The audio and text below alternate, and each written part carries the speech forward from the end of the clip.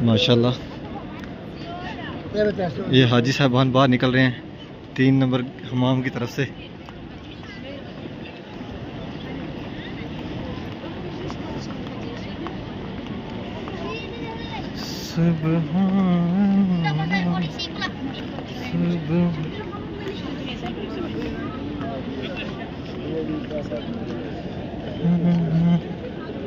और ये हाजी साहबान जा रहे हैं अंदर सफ़ा टावर में,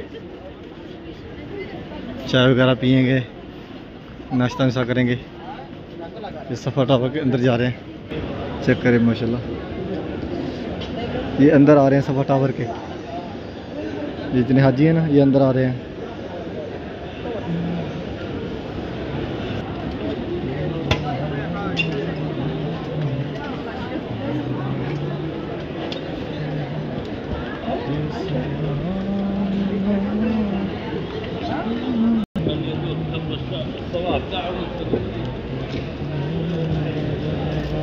यहाँ परफ्यूम वगैरह मिलते हैं, बहुत ब्रांडेड परफ्यूम है।